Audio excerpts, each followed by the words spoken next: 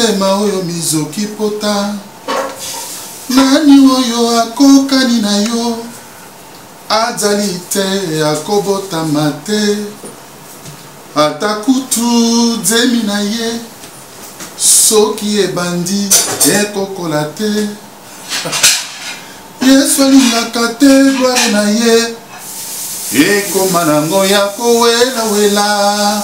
Au son de la trompette natala bémission ndeko omonanga bien nazo expliquer au son de la trompette, une émission bien cadrée par Jerry Mukuna. Ah, Jerry Mukuna, Dieu te bénisse. Au son de la trompette, pour yoka son, il faut en aller il y a sonorité. Sonorité son.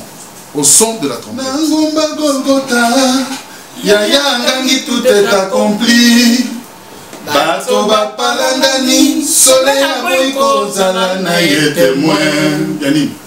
Yadi wana ye yango molile kota kimboka mubimba ye. Quel est le Robeta? Quel est le Robeta? Bolanda. Jerry Mukuna au son de la trompette. Topesibino Matoi Miso Poboyoka Bososola. Bolanda au son de la trompette. Bitumba jali komona ekole kanango tokangama na Yesu. Yende mopesi na ye longa olele. Au son de la trompette. Malobina tango la suka tokoyoka kelelo ekobeta. Oya zana mato ya koyoka ayoka. Mpenzamba pesi miso mpo omona abongiseli yo makambo ya malamu landa bien nkolo azala na biso. Elamba ezalaki ya Yosef Solo. Kasi makila na kati elamba oyo ezalaki ya nyama. Joseph akokaki kokufa ata moke te po ete nyama moko akufaki na esika na ye. Apena ebete na kokufa te po ete mwana na mpata akufa na esika na ngai. Mesdames, Messieurs, bonjour et bienvenue dans votre émission Au son de la trompette. Une émission qui a toujours été présentée par votre humble serviteur Jerry Mukuna. Eh bien, je sais que vous aimez cette émission, je sais que vous aimez ces concepts. C'est pour cela, aujourd'hui, je viens parler d'un serviteur de Dieu, un chantre chrétien congolais connu. Il s'appelle Piché Kinkela. Piché Kinkela avait participé à une messe d'action de grâce le dimanche où Kinkela est venu et il a en fait adoré son Dieu. Il a élevé la voix vers le ciel pour glorifier ces dieux-là. Mais je sais que beaucoup de gens se posent la question de savoir qu'est devenu le frère Piché Kinkela. Mais avant de continuer avec cette émission, j'aimerais bien que vous puissiez suivre cette chanson tirée de son album Montre. Et on se retrouve tout de suite après pour notre émission Au son de la trompette. A tout de suite.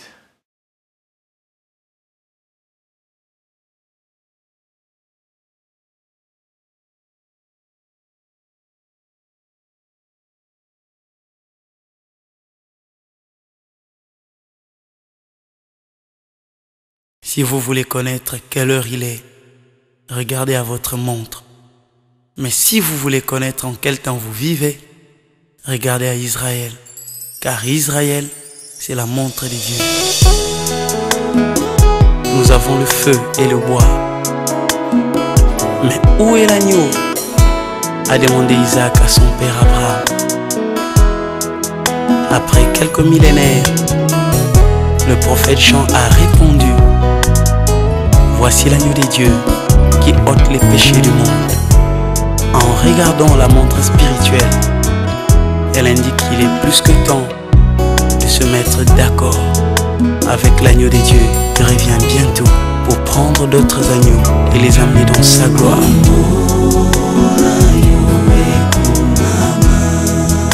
Nazolo nanga ya molimo nayoki solo malasi na yo elakisi ete mwana mpate kala mingi te oza kozonga kombo na yo ekumama ya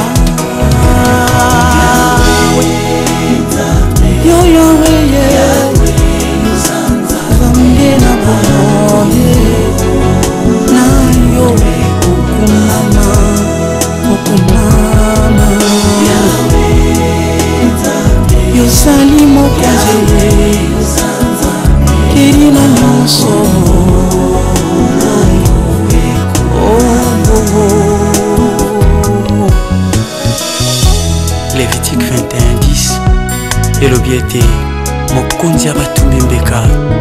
pasola kelamba to pe kazaka na ete atuna kiyo yonde mokonzi bayuda oyanolie ete olobi yango apasoli bilamba na ye ayebaki te ete mokolo wana mokonzi atie na mosala alongolaki na mosala po ete apasolaki elamba po ete ye moko akota na bonganga oyo bontoma na yo lokola ya alona te po ete alona kufa lokola Melchisedek po ete koleka te zwa mpe nkembo ya libela. Haleluya. Oyo salaki lola mpe biloko nyonso ya se yo Yawe banjelu na bato basangani bekwete na yo ekumama kala mingi te esobe koseka ekobota fololo kwete na yo na milenyome nkosi na ntaba bakolia matite sika moko ntaba kobanga lisusu nkosi te po ete nkosi akozongela posa ya matite molimo na mwasi bakosanga na kobenga mokonzi azonga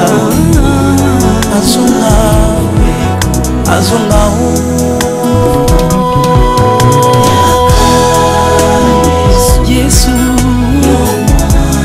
yonde mwana na mpate na yo ekumama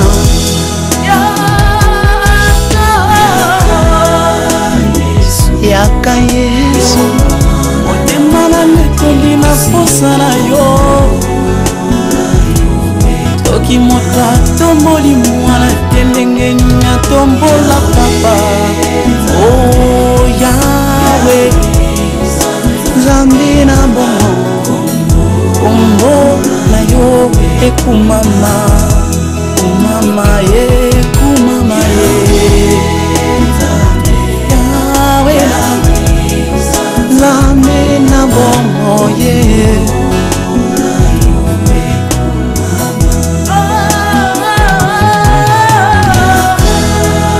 yonde yakala yo Mesia oteme tondi na posa na yo nkolo na motema nanga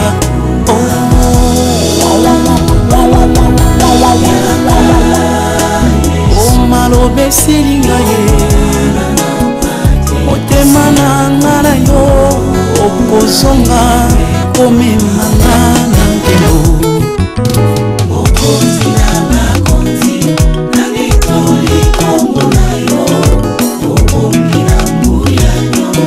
napesa yo motema mobimba tombe nzamba motema o Yesu elikapa santue Yosefu apesaki mabele nyonso te na falo apesa ndambo atika ndambo mpona banganga ya falo kasi Yesu asomba bikolo nyonso yonde Nzambe na bongo Moïse abimisaki mpana misala yele ekomaki bango nesobe basenga misunya Ejipito akangolaki se banzoto batika mitema na Ejipito kasi yobimisanga na nyonso molimo molema mpe na nzoto bakoyanga nzela moko bako banzana na nzela sambo oyo Nzambe na nkembo bakoyanga nzela moko bako banzana na nzela sambo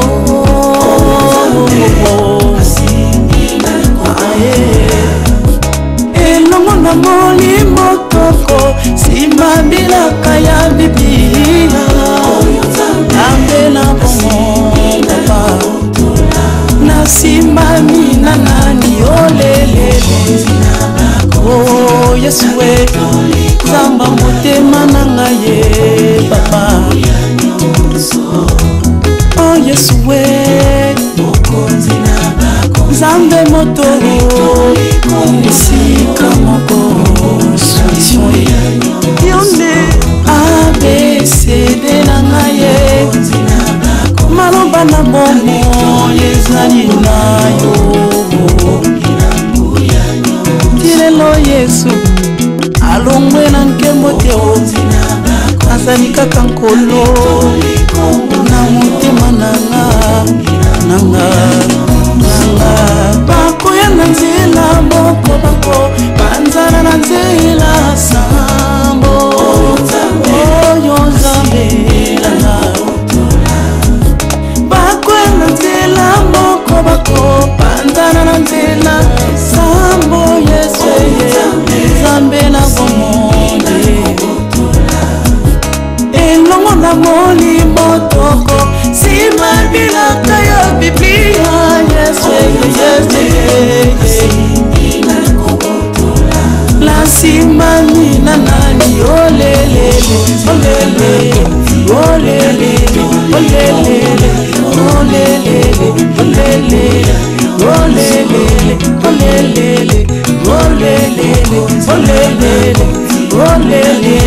olele olele Nana pesa yo motema mobimba Papa libanga na bokonzi nyonso ya likolo Nanya kosi afana na nkembolokola yo Nanya koki kovanda na ngwende na yo atetika lipolele Yondeli banga batango Yonde ya nwani tuna Salomo atikaki ye Nako kakiteko ya nona na yango Swana yonkembo ye Zamba batango Yesu ye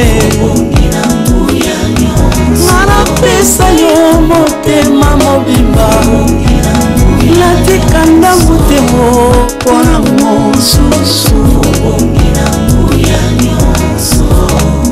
Lokona mwasi aza komona Mwabali kozonga Akoluka kosisa kosana ye Anomona yatakazaka Mwabali ya kona kasi bana lolenge ya mwasi Mwapelo kola mwasi na yo mwana suka moni papa bozonga kutala sudi papa memeli ya nini na mama asi mwasi akoluka asala posa ya papa po ete papa azala na kimia na motema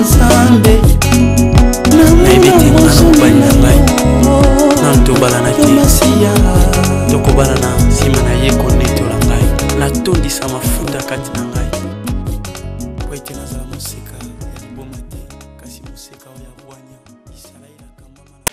Voilà, mesdames et messieurs, je suis de retour sur ces plateaux. Je vous dis merci parce que je sais que vous êtes toujours là, ensemble avec moi. J'ai dédié cette chanson à Maman Lili Panda, et puis j'ai dédié cette chanson à Maman Mika, la grande dame de Brazzaville, et également à Edmond Badibanga, sans oublier Esther Mokona. Voilà, on vient de suivre là la chanson de notre frère Piché Kinkela, une chanson tirée de son nouvel album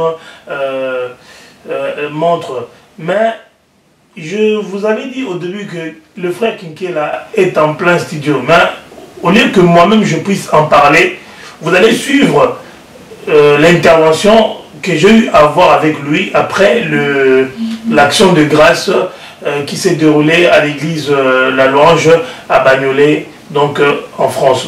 Nous suivons cette intervention et puis on se retrouvera un peu plus tard, toujours sur notre plateau. Merci beaucoup.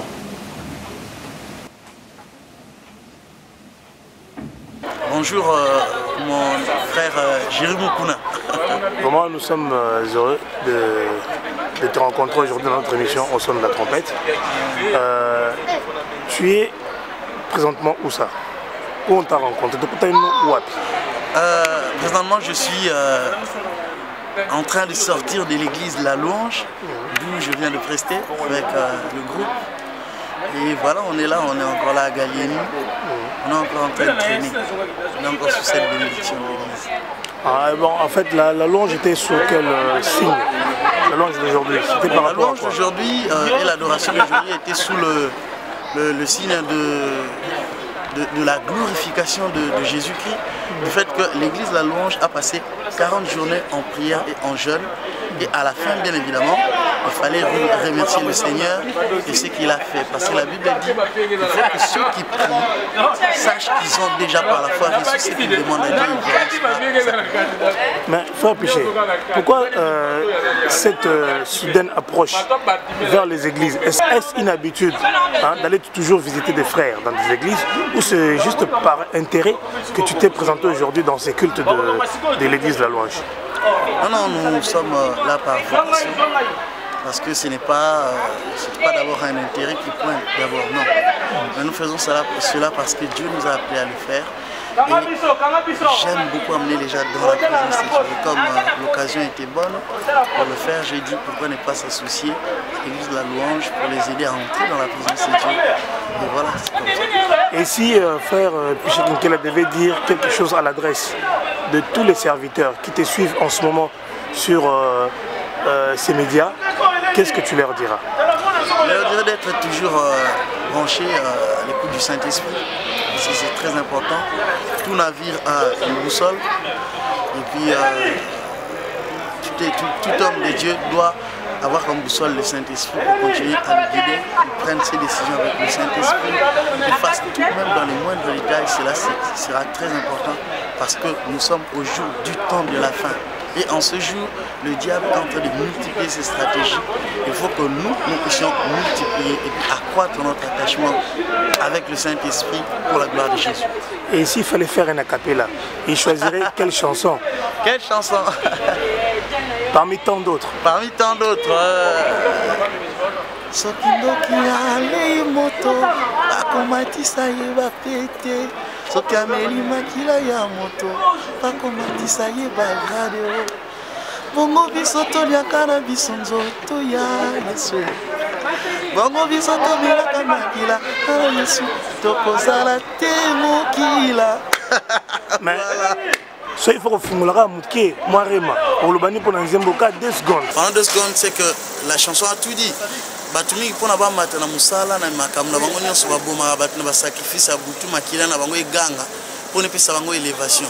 Mais biso tosana mutu ko sacrifier te po nzambe Yesu Masia emosa si sacrifier ki makila na etangaki pona biso tozwa kit complet ya lobiko. Na kati ya kit complet wana ya l'élévation, il y a Bamabala, il y a Kopambolama, il y a tout ce que les gens veulent mettre en avant. Et ça, la carte, il y a tout ça, quitter au Yesu, c'est complet. Et puis, tout le reste, tout est d'accord. Amen. Voilà, chers internautes, chers téléspectateurs, vous qui aimez beaucoup cette émission au son de la trompette, là vous venez de suivre, c'est que le frère Piché Kinkela a dit lui-même, le frère Piché Kinkela se porte bien, le frère Piché Kinkela est en studio, mais de temps en temps il est en déplacement, mais on ne manque pas de garder le contact. Voilà, donc il a dit lui-même qu'est-ce qu'il fait actuellement en Europe. Il vous a dit lui-même qu'est-ce qu'il pensait faire les jours qui viennent. Et je pense que vous qui aimez sa musique, vous qui aimez le soutenir, vous ne manquerez jamais de le soutenir. Maman Bobo Laura, Maman Laura, je sais que toi également, tu soutiens le frère Piché Kinkela, et toi aussi RM Rodrigo Maemba, le grand réalisateur. Je sais que tu suis également ces frères-là parce qu'il fait de la bonne musique.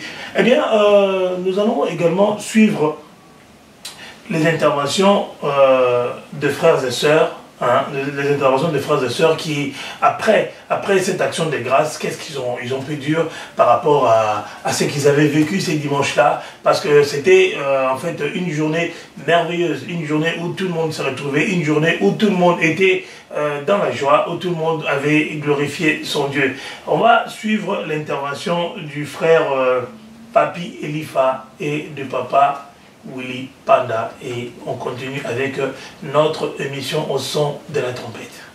Bonjour Papi Elifa. Bonjour au son de la trompette.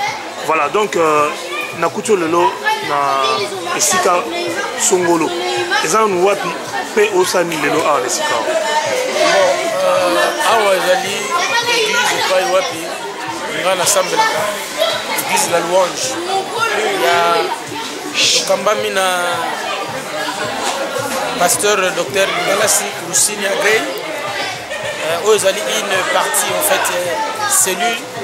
Il y a niveau Europe, il y a France. Bon, le Lozaki exactement, qu'est-ce qui s'est passé aujourd'hui? Bon, le Lozaki, l'église Zaki na 40 jours, il y a jeûne et prière. Assis Zaki Ngolo. Donc Zaki Awa, le moment de mon abisso péché qui est là. Aïe pour agrémenter les journées à l'eau et les cabières, la qui nationale. Bon, alors on a Papi Elifa. Sikoyo, où tu en es, où tu es mona, au lobby moi mingi, au lobby moi mingi, au calamingité bientôt, na réseaux sociaux, bientôt, ils ont quand, clip en haut aux la kabatu, bon, bientôt ils ont dans le sens que je suis dans la préparation. Préparation, ils ont un tempo, boyebi.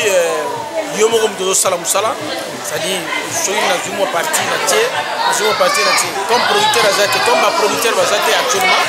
Donc on a malé mais na moyen on a cause. Ce qui m'a montré dans le big bon voilà, la ligne de démarrer on peut aller. Mais jusque là, on a zana mutite, oyo azasu, a le balanga bon ça va toquer. Quoi azate, ngai mo na sala na ba frère nanga, donc faut na gena mo malembe. Et ça la musique pour le rater. Comment album ça la kwa biloko ya na nzongo. Ça la kwa biloko ya na nzongo, ça kopela malema na moto muke. Donc ya mwana moni kozolandela nga malema. Ça la kama biloko balia kama même biloko pe balia kama biloko moto balia kama mbango. Président Malembe biso moto sala. Président Willy Kosala. On retrouver place. Il y a des chefs qui finance l'église au niveau de Paris. Mais si moi, nous sommes bons, on a l'église à Paris, on a des pots. On a des amis donc, awa, ça qui est, il y a des soutiens moral, physique, mais vous allez autant pour la qualité. Moi, il y a au moins mouqué par rapport à l'Eurosala. Nzembo ezali lokola ozana nzembo lokola ozali kote ya liloba bato bazali koningana basusu bazali kobongwana mingi bakokende na lola kasi oponi na yo mifelo ensuite un dernier mot na bana nzambe que tu peux bana nzambe bon dimanche parce que le jour dimanche bon dimanche esika bozwami semaine ezobanda lobi bonne semaine na bino nyonso tu ozala na misala polo azala na bino abatela mabota pe kimia na nzambe eva na kati na bino. Là vous venez de suivre ce qu'a dit aussi un autre artiste parce que ici c'est en fait la France. Nous sommes en Île-de-France. Là on est dans les 93. Un peu à une certaine distance de Paris, mais nous sommes en France. Et c'est là que se trouve en fait la cellule La Louange ici en France, dirigée par le pasteur Esaïe Mbaka. Alors, chers internautes, vous qui aimez bien cette émission, je vous remercie d'abord parce que vous nous suivez. Je vous remercie parce que vous aimez bien ce qui est excellent, vous aimez bien ce qui a un sens. Donc, comme je l'ai toujours dit, sans prétention de chercher à mieux faire que tout le monde, je fais de mon mieux. Hein? J'ai fait de mon mieux pour en fait vous présenter quelque chose de bien, quelque chose de propre, hein? Quelque chose qui ne vous offense pas. Donc je fais de mon mieux pour que vous soyez heureux. Suivant également les interventions de frères et sœurs qui étaient également dans cette ambiance-là, après avoir suivi bien sûr les chantres de l'Éternel, Papi Elifa, et puis l'un des responsables de cette cellule, suivait aussi les interventions des frères et sœurs. La louange de l'équipe très bien, to pamboli sur Nzambe donc il est qui to makasi donc Nzamba juste le kola lelo donc très bien comme on a Lydia sœur Lydia donc journal lelo franchement donc to tomboli sur Nzambe mokola lelo Nzamba kumba mi sur makasi koleka Nzamba zulu donc na minute oyo toza ya Yesu donc Yesu oyo aza ya biso ozo comprendre akomisi amen à suivre Amen. La journée d'aujourd'hui c'était merveilleuse. Nzamba za fin kwaza likolo. Ah, asala ra minene tous les jours il est qui la rabat. Mais asa merveilleux, on a moni ko likam na olobate. Ye mo ra et puis donc faut ka ko remercier ra ko senga ke merci ta monyoso. Donc on ça na ra. Ça va bien pas comme tous les jours quoi. Là, une moment spécial exceptionnel quoi.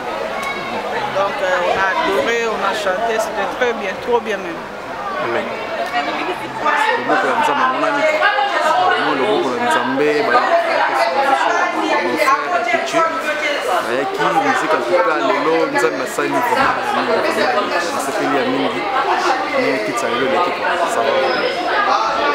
Nzamba sali ya minene eleki kitoko makasi vraiment to sentir que 40 jours ezalaki en 20 délivrance guérison miracle sali musique kitoko vraiment nde babala louange brise les chaînes lelo vraiment to expérimenter en to vivre vraiment que Dieu soit loué. Amen. Chers internautes, maintenant suivant l'ambiance, suivant